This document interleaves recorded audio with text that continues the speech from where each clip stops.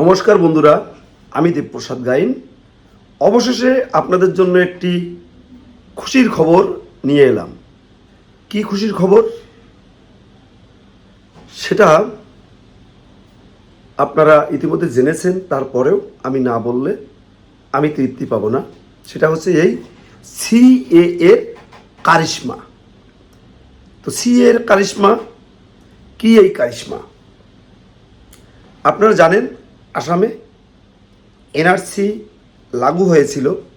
সেই এনআরসি লাগু হওয়ার পর দীপালি দেবী নামে এক ভদ্র মহিলা, তিনি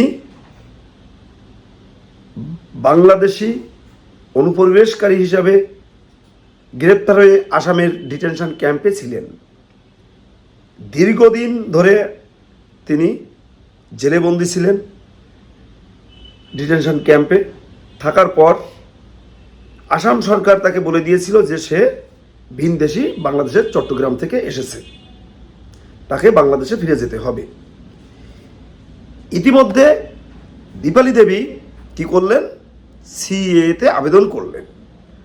আবেদন করার পর তিনি নির্দিষ্টভাবে সিএ এর মাধ্যমে নাগরিকত্ব কার্ডটি পেলেন। পাওয়ার পর তিনি কিন্তু সেই বিদেশি তকমা থেকে মুক্তি পেলেন এবং ডিটেনশনের হাত ক্যাম্প থেকে তিনি মুক্তি পেলেন। তো এটা সিএ এর কারিশমা, বা বলতে পারেন আমাদের প্রধানমন্ত্রী নরেন্দ্র মোদীজি এবং স্বরাষ্ট্রমন্ত্রী অমিত শাহজির একটি কারিশমা, যার মাধ্যমে এদেশের লক্ষ লক্ষ উদ্বাস্তু মানুষ উপকৃত হচ্ছে এবং হবে। আজকে এই প্রমাণটা কিন্তু আমি আপনাদের সামনে দিলাম। আপনারা বিভিন্ন পত্রিকায় দেখতে পাবেন এবং খেয়াল করবেন। দীপালি দেবী আসামের বাসিন্দা ছিলেন না, তিনি আসামে অনুপ্রবেশকারী হিসাবে ডিটেনশন ক্যাম্পে ছিলেন। তারপর তিনি সিএতে আবেদন করেন। আবেদন করার পর দেশের সরকার তার নথি 2014 সালের 31শে ডিসেম্বরের ভিতরে ঢুকেছিলেন। সেই নথি যাচাই বাছাই করে তাকে কিন্তু সেই মামলা থেকে বেকুল খালাস দিয়ে তাকে সেই নাগরিকত্ব সনদপত্রটি, অর্থাৎ নাগরিকত্ব কার্ডটির যথাযোগ্য মূল্যায়ন করে তাকে এই দেশের নাগরিক হিসাবে চিহ্নিত করলেন এই দেশের মহান কোর্ট। তাহলে আপনাদের ভাবতে হবে এই সিএ সার্টিফিকেটের কারিশমা কত বড়। আবার একটা কথা আমি বলছি, আপনারা খেয়াল করবেন। কিছুদিন বন্ধ থাকার পর আবার কিছু সাদা পোশাকধারী, প্রশাসনের নামধারী লোকজন বাংলাদেশি বলে বিভিন্ন রেলগাড়ির ভিতর থেকে, অর্থাৎ ট্রেনের ভিতর থেকে, বিভিন্ন স্টেশন থেকে আবার গ্রেপ্তার শুরু করেছে। গ্রেপ্তার করে তাদের কাছ থেকে চাপ দিয়ে টাকা পয়সা চাওয়া হচ্ছে। আপনাদের বলছি, আপনারা এই রকম অবস্থার ভিতরে যদি কেউ পড়ে যান, আপনারা আমাদের ফোন করবেন। আমার ফোন নাম্বার 9804682324। আমরা যতগুলো উদ্বাস্তু সংগঠন আছি, সংগঠনের যারা নেতৃত্ব আছে, মাথা আছে, আমরা সাথে সাথে আপনাদের যেখানেই বাংলাদেশি বলে গ্রেপ্তার করবে আমরা হাজির হয়ে যাব। আপনারা আমাদের ফোন নাম্বারটি অবশ্যই লিখে রাখবেন, প্রয়োজনে বাড়ির পরিবারের লোকজনের কাছে দিয়ে রাখবেন, যাতে আপনাদের বাংলাদেশি তকমা দিয়ে যদি কোনো সাদা পোশাকধারী প্রশাসনের নাম করে গ্রেপ্তার করে, অবশ্যই আপনারা আমাদের ফোন করবেন। আমাদের ফোন নাম্বার 9804682324। নাম্বারটি অবশ্যই আপনারা রাখবেন। যেখানে আপনাদের গ্রেপ্তার করবে, যেখানে আপনাদের অ্যারেস্ট করবে, আমরা ছুটে যাব। তারা বলছে বাংলাদেশের ডকুমেন্টস তোমার এখানে আছে, আবার 14 সালের ভিতরকার ডকুমেন্টস আছে। বাংলাদেশে আমাদের এখনো জমি জায়গা আছে, সেখানে অবশ্যই আমাদের ডকুমেন্টস আছে। সে তো বারবার বলছি, হ্যাঁ আমাদের ডকুমেন্টস আছে, সেখানে আমাদের জমির দলিল আছে, সেখানে আমাদের ভোটার তালিকায় নাম আছে, সেখানে আমাদের স্কুল কলেজের সার্টিফিকেট আছে, অবশ্যই আছে। সেগুলো তার ওই দেশের সরকার ইন্ডিয়ায় চলে এসেছি, আমাদের তো হাওয়ায় উড়াই সেগুলো মুছে দেয়নি। তাই আমি বলবো, এই সমস্ত বাদরামি করার জন্য আবার কিন্তু উস্কে দিয়েছে, লেলিয়ে দিয়েছে। কে লেলিয়ে দিয়েছে, কারা লেলিয়ে দিয়েছে, আপনারা বিচার বিশ্লেষণ করবেন। আমি বলবো আমার উদ্বাস্ত মানুষদের, আপনারা হুঁশিয়ার হয়ে যান। কারা আবার এই সাদা পোশাকধারী প্রশাসনকে লেলিয়ে দিয়ে গ্রেপ্তার করে ওই স্টেশনের পাশে যে সমস্ত থানাগুলো আছে, জিআরপি থানা টানা, সেই সমস্তর ভিতরে কিন্তু আটকে রেখে চাপ দিয়ে টাকা চাওয়া হচ্ছে। আমি বলবো এই ধরনের কোনো অপ্রীতিকর ঘটনা যদি ঘটানোর চেষ্টা করে, অবশ্যই আপনারা আমাদের সাথে যোগাযোগ করবেন। আমাদের ফোন নাম্বারটি অবশ্যই পরিবারের প্রত্যেকের কাছে দিয়ে রাখবেন। এই ধরনের ঘটনা ঘটলে আমি বলছি, আমাদের যত উদ্বাস্তু কমিটি আছে, শরণার্থীদের কমিটি আছে, প্রত্যেক কমিটির থেকে 2 জন 5 জন 10 জন করে নিয়ে আমরা প্রয়োজনে থানা ঘেরাও করব। আপনারা একটা টাকাও আপনারা দেবেন না। ওরা আপনাদের এখান থেকে অ্যারেস্ট করে পুশব্যাক করতে পারবে না। ভারতের সরকার বলে দিয়েছে 2024 সালের 31শে ডিসেম্বরের ভিতরে যারা এখানে ঢুকেছে তাদেরকে ডিস্টার্ব করতে পারবে না। 2 নম্বর, আপনি যদি এখানে চলে আসেন, হিন্দু আজকেও চলে আসেন, এসে যদি বলেন ওই দেশে আমার জীবনের ঝুঁকি আছে, সংশয় আছে, আমি যাব না, আপনাকে কোনো প্রকারের কোর্টও আপনাকে পুশব্যাক করবে না, করবে না, করবে না। আপনি কোর্টে দাঁড়িয়ে বলবেন যে আমি ওই দেশে যাবো না, আমার জীবনের সংশয় আছে, ওদের আমি বসবাস করতে পারছি না, আমরা অসুবিধার মধ্যে আছি, কোর্ট কোনো প্রকারে আপনাকে পুশব্যাক করবে না। যদি আমাদের সাথে যোগাযোগ করতে নাও পারেন, ফোনে যদি আপনাদের হচ্ছে না ফোনে কথা বলতে দেয়, আপনারা একটা কাজ করেন, বলবেন যে আপনারা আমাদের পুশব্যাক করবেন, করে দিন, থানায় জেলে চালান দেবেন, চালান দিন। চালান দেওয়ার পরেও আমরা কারা আপনাদের চালান দিল, কারা কি করলো, এগুলো আমরা বিচার বিশ্লেষণ আমরা করব, এবং তার জন্য যেখানে ডেপুটেশন দেওয়া, যেখানে যেখানে জানানোর, আমরা সে কাজগুলো আমরা করব। তবে সর্বোপরি প্রত্যেকটা মানুষকে বলবো, আপনারা যারা এখানে এসেছেন প্রত্যেকেই সিএতে আবেদন করুন।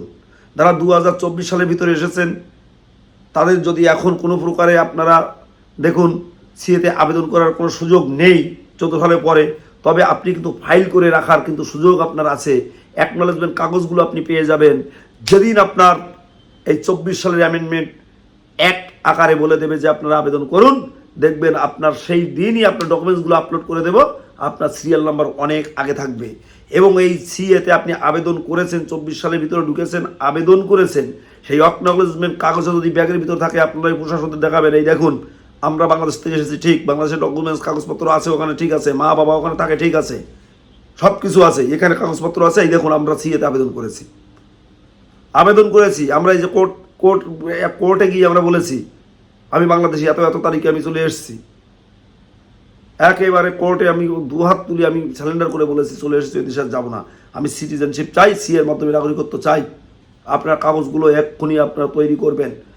আর সর্বোপরি আমি বলছি, প্রত্যেকটা স্টেশনে এই ধরনের বাদরামি কিন্তু শুরু হয়ে গেছে, উস্কানি দিয়ে এই কাজগুলো করাচ্ছে, এইগুলো কিন্তু আপনারা মাথায় রাখবেন। আপনারা শুধু হিন্দু নয়, আপনারা কিন্তু উদ্বাস্তুদের একটু মানে নেতা হয়ে সামনের দিকে আসুন। কত কাল আপনারা এই অমুক দাদা, তমুক দাদা, অমুক নেতা, অমুক দলের পা চাটবেন। আপনারা পা চাটুন, অসুবিধা নেই, কিন্তু আপনাদের যে সরকার একটা সুযোগ দিয়েছে, সিএটা করুন। আমি বলছি আপনারা করুন। দেখুন এই যে দীপালি দেবীর যে প্রসঙ্গটা বললাম, ভালো করে বুঝুন। এই দীপালি দেবী অ্যারেস্ট হয়েছিল, ডিটেনশন ক্যাম্পে ছিল, তাকে বাংলাদেশি সে অনুপ্রবেশকারী হিসাবে তাকে সাজা ঘোষণা করে তাকে বাংলাদেশে পুশব্যাকের অর্ডার হয়ে গেছিল আসামে, তার এখানে 4-5টা বাচ্চা কাচ্চাও আছে। তারপরেও তাকে কিন্তু বাংলাদেশি সাজিয়ে বাংলাদেশি আইনের আওতায় ফেলে তাকে পুশব্যাক করার যখন তোড়জোড় সব শুরু হলো, দীপালি দেবী কিন্তু এই সিএ এর মাধ্যমে নাগরিকত্বটা নিয়ে আজকে কিন্তু তিনি এই মহান ভারতবর্ষের একজন সুস্থ নাগরিক হিসাবে কিন্তু এখানে থাকলো। আপনারা ভুল করবেন না, কারো কথায় ভুল করবেন না। যে রাজনীতি করবেন করেন, আপনি সিপিএম করেন, তৃণমূল করেন, কংগ্রেস করেন, বিজেপি করেন, আপনি বিএসপি করেন, আপনি এসইউসিআই করেন, যে রাজনৈতিক দল করেন, কোনো ব্যাপার নেই। রাজনীতিটাকে দূরে ঠেলে ফেলে দিয়ে আপনি সিএতে আবেদন করুন। এটাই কিন্তু আমাদের উদ্বাস্তুদের একেবারে বাঁচার জন্য একটা মূল চাবিকাঠি। সারা জীবন আপনি সুরক্ষা থাকবেন, আপনার পরবর্তী প্রজন্মও কিন্তু সুরক্ষা পাবে এই সিএ সার্টিফিকেটের জন্যে। সিএ করতে গেলে এমন কিছু লাগে না।